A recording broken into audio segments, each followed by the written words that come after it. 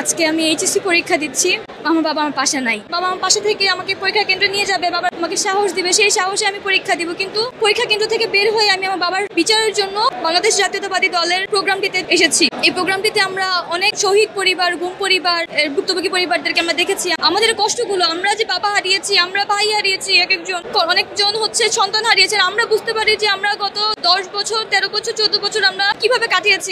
যদি মানুষ মারা যায় তখন জানতে পারে যে আমরা বুঝতে পারি যে আমার সেই মানুষটা নেই। একটা সময় পরে আমরা মুভ অন করতে পারি, কিন্তু গুমের যে বিষয়টা, আমরা জানি না আমার বাবা কোথায়, বেঁচে আছে নাকি মারা গেছেন। সেই যে অপেক্ষা 14 বছর, এই অপেক্ষার এখন তো 10 মাস হয়ে গেছে অন্তর্বর্তীকালীন সরকারের। আমরা আশা করেছিলাম যে আমার বাবার অন্তত একটা খোঁজ পাবো, কিন্তু খোঁজও পাইনি এবং এর বিচারও আমরা দৃষ্টান্তমূলক কোনো বিচার আমরা দেখতে পাচ্ছি না। 6 বছরের ছিলাম তখন প্লেতে, তখন আমার বাবা গুম হয়। 14 বছর হয়ে গেছে। 2011 সালে ওর বাবা নিখোঁজ হয়। তো তখন থেকে আমরা আসলে আমাদের লাইফে আমরা যুদ্ধ চালিয়ে যেতেছি। আজকে 10 মাস 11 মাস হয়ে গেছে। তো মনের মধ্যে একটা আশা জেগছিল যে 5 তারিখের পর হয়তো আমরা কিছু একটা জানতে পারবো, বেঁচে আছে না মারা গেছে। সে আশাটা আস্তে আস্তে যার কাছে যেখানেই যাই, যে অনুষ্ঠানে যাই, আমরা সবাই আশ্বাস দিতেছে যে হ্যাঁ কিছু একটা হবে, জানবো। তারপর যখন 1-2 মাস যাইতেছে, এভাবে আস্তে আস্তে আমরা আশা হারিয়ে ফেলতেছি। প্রতিটা গুম পরিবার আমরা এখনো আশায় আছি, কারণ আমরা জানি না আমার বাবা কোথায়। আমাদেরকে কোনো তথ্য দেওয়া হয় না। গুম কমিশন করা হয়েছে, কিন্তু সেখান থেকে আমাদেরকে কোনো তথ্য দেওয়া হয় না এক্সাক্ট যে আসলে আছে কি নেই। আমরা তো জানতে চাই। এই 10টা বছর আমাদের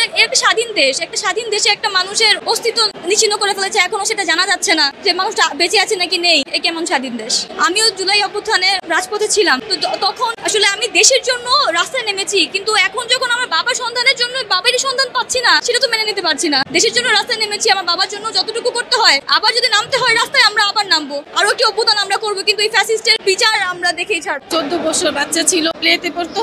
আরেকটা ছেলে আসছে মাদ্রাসায় পড়ে, ওর বয়স ছিল 13 বছর। তো এই বাচ্চা দুটো নিয়ে স্ট্রাগল করা, এটা আসলে আমার মতো যারা, তারাই বুঝবে।